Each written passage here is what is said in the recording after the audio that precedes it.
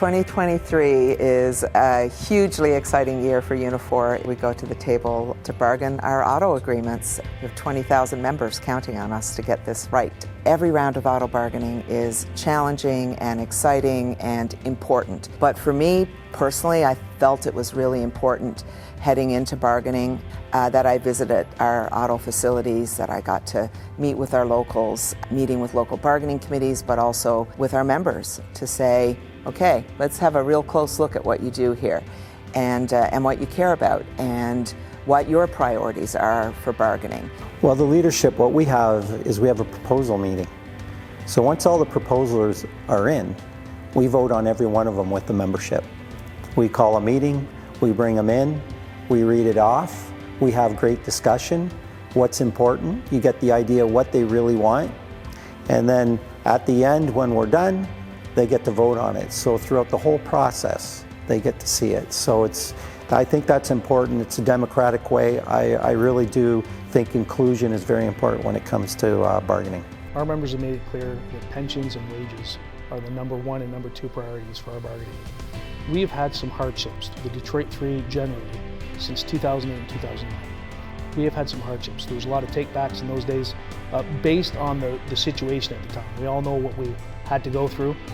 We made some real ground in the last couple rounds, especially the last round of bargaining. With the profits that we're seeing from these companies, the time's now to make some real changes for the benefit of our members. Personally, my father-in-law is a member, or was a member of General Motors, has been retired probably 30 years. So when the retirees are explaining their difficulties around their pension and it being frozen for so long, I know firsthand where they're coming from. 90% of the membership in Windsor can retire.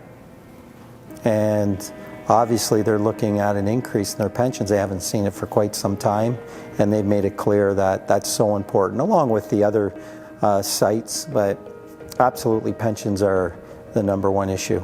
It's hard to live today with what's going around us in the world with the inflation. I couldn't imagine working at the Detroit 3 worried about paying rent, worried about feeding their families.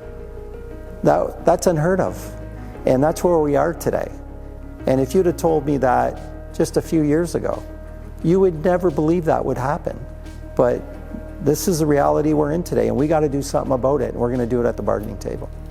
But what's different about this round of bargaining is just the scope of what's in front of us right now, which is a massive transition that is occurring in the sector, where we are transitioning part of the sector to EVs, electric vehicles.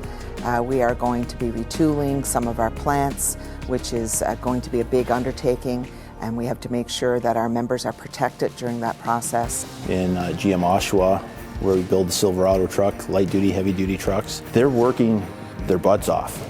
These trucks make the company piles of money, record profits. We're paying the company's way forward in this EV transition. And my membership deserves to get a cut of the profits that they're making on this. I'll add that, I mean, we can't be left behind. Stellantis has the biggest footprint in Canada as far as an OEM. We have investment commitments from the company.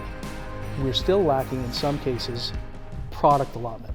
So for example, Brampton, right now scheduled to go down by the end of this year. Right now they have no product in the lineup. We have the commitment from Stellantis, but those members are looking to a year and a half shut down for retooling, and they need some answers before then. How are they coming up? What's coming back? And then we have to look at how we protect them for a long retooling. There's a lot of safety nets in our collective agreement that we have to expand to make sure the Brampton folks aren't destitute after a year or 18 months of a shutdown retooling of the assembly plant. The transition at Oakville, we have to do a lot of work. We're going to see them down for a long time. It's going to impact their unemployment. So the leadership is doing a lot of work to make sure that's taken care of when you talk about pension credits, when you talk about vacation time, when you talk about making sure they have SUB. These are all things that are very important to make sure that they can survive and feed their families. So we're going to do what we can as a leadership to support them. Interestingly, 2023 bargaining will be the first time that we have bargained in the same year as UAW since 1999, with the exception, of course, of the financial crisis 2008, 2009. And we deliberately picked this year for a very good reason.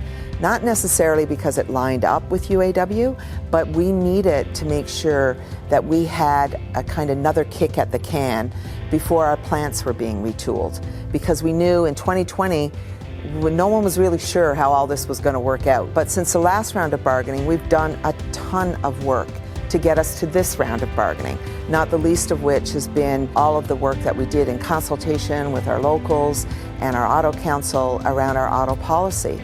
And that actually lays out an industrial strategy. This is what we need to do to make sure that we are attracting investment, to make sure that we are protecting workers during the transition of the sector, and to make sure that there is training and upskilling available if necessary. So we've been on top of this, and I'm pretty proud of the work that we've been doing around the auto sector and for our auto members. You have to be optimistic in bargaining.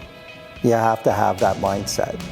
You got to make sure that you have that drive, because there will be ups and downs when it comes to bargaining. You have everybody's livelihoods in your hands. It's so important that you make sure you take care of them and you think of them first. So I'm looking forward to it. I can't wait. I can't wait to get to the table and represent our members. I can't wait to take the team that we have from all of our facilities, from the National Union, from the other OEMs and the other D3, and really make a change that is good for our members moving forward. I'm very excited to get bargaining. I'm ready to do it now. I don't need to wait. I know what my membership wants, and I want to get it done yesterday.